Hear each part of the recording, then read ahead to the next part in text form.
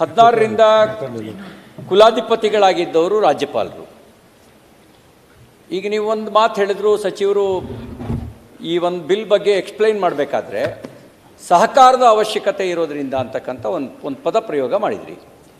ಅಂದರೆ ಕುಲಾಧಿಪತಿಗಳಿಂದ ಈ ವಿಶ್ವವಿದ್ಯಾಲಯಕ್ಕೆ ಸಹಕಾರ ಇರಲಿಲ್ವಾ? ಯಾಕೆಂದ್ರೆ ನೀವು ಸಹಕಾರ ಇರಲಿಲ್ಲ ಅಂತ ಏನಾದ್ರು ನಿಮ್ಗೆ ಅನುಭವಕ್ಕೆ ಬಂದಿದೆಯಾ? ಯಾವ ಹಿನ್ನೆಲೆಯಲ್ಲಿ ನೀವು ಮುಖ್ಯಮಂತ್ರಿಗಳು ಮಾತ್ರ ಸಹಕಾರ ಕೊಡ್ತಾರೆ, ಕುಲಾಧಿಪತಿಗಳು ಸಹಕಾರ, ರಾಜ್ಯಪಾಲರು ಸಹಕಾರ ಕೊಡಲ್ಲ ಅಂತ ಯಾಕೆ ಭಾವಿಸಿದ್ರಿ? ಆ ಥರದ ಅನುಭವ ನಿಮ್ಗೆ ಯಾಕೆ ಬಂತು? ಮತ್ತು ಪ್ರಾಕ್ಟೀಸ್ ಏನು ಅಂತ ಹೇಳಿದ್ರೆ, ಬಹುತೇಕ ವಿಶ್ವವಿದ್ಯಾಲಯಗಳಿಗೆ ಕುಲಾಧಿಪತಿಗಳಾಗಿ ಇರೋದು ರಾಜ್ಯಪಾಲರೇ. ಇವತ್ತಿನಿಂದ ಬಂದಿರೋ ಪ್ರಾಕ್ಟೀಸ್ ಅಲ್ಲ, ಅದು ಭಾಳ ಹಿಂದಿನಿಂದಲೂ ಬಂದಿರತಕ್ಕಂಥ ಪ್ರಾಕ್ಟೀಸು. ನೀವೇ 2016ರಲ್ಲಿ ಅಂದರೆ ಹಿಂದಿನ ಕಾಂಗ್ರೆಸ್ ಸರ್ಕಾರವೇ ಈ ಪಂಚಾಯತ್ ರಾಜ್ ಮತ್ತು ಗ್ರಾಮೀಣಾಭಿವೃದ್ಧಿ ವಿಶ್ವವಿದ್ಯಾಲಯ ತರಬೇಕಾದ್ರೆ ಕುಲಾಧಿಪತಿಗಳಾಗಿ ನೀವು ರಾಜ್ಯಪಾಲರನ್ನೇ ಪ್ರಸ್ತಾಪಿಸಿದ್ರಿ ಮತ್ತು ಅದು ಇದೇ ಸದನದಲ್ಲಿ ಅನುಮೋದನೆಗೊಂಡಿತ್ತು.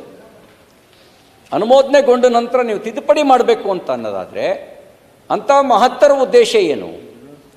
ಯಾವ ಹಿನ್ನೆಲೆಯಲ್ಲಿ ತಿದ್ದುಪಡಿ ಮಾಡ್ತಾ ಇದ್ದೀರಿ?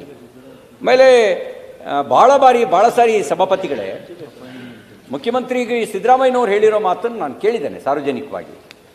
ರಾಜ್ಯಪಾಲರ ಹುದ್ದೆ ಅದು ಸಂವಿಧಾನಬದ್ಧವಾಗಿರ್ತಕ್ಕಂಥ ಹುದ್ದೆ, ಅದಕ್ಕೆ ಅದರದೇ ಆದ ಘನತೆ ಇದೆ, ಅವರು ಸಂವಿಧಾನಬದ್ಧ ಕರ್ತವ್ಯವನ್ನು ನಿರ್ವಹಿಸ್ತಾರೆ, ಅದಕ್ಕಾಗಿಯೇ ರಾಜ್ಯಪಾಲರನ್ನು ರಾಷ್ಟ್ರಪತಿಗಳು ನೇಮಕ ಮಾಡ್ತಾರೆ ಕೇಂದ್ರ ಸರ್ಕಾರದ ಶಿಫಾರಸಿನೊಂದಿಗೆ ಅನ್ನೋದನ್ನು ಸಿದ್ದರಾಮಯ್ಯನವರು ಬಹಳ ಬಾರಿ ಹೇಳಿರೋದನ್ನು ನಾನು ಕೇಳಿದ್ದೇನೆ.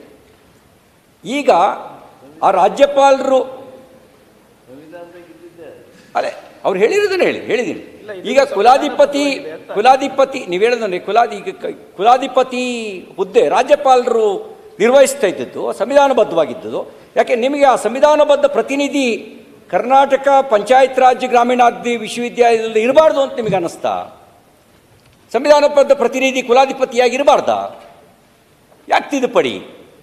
ಆಮೇಲೆ ಇನ್ನು ಶೋಧನಾ ಸಮಿತಿ ನೀವು ಉಳಿದಿದ್ದು ಗೈಡ್ಲೈನ್ಸ್ ಎಲ್ಲ ಹಾಕಿದಿರಿ, 10 ವರ್ಷ, ಅದೆಲ್ಲ ಒಳ್ಳೆಯದೇನೆ.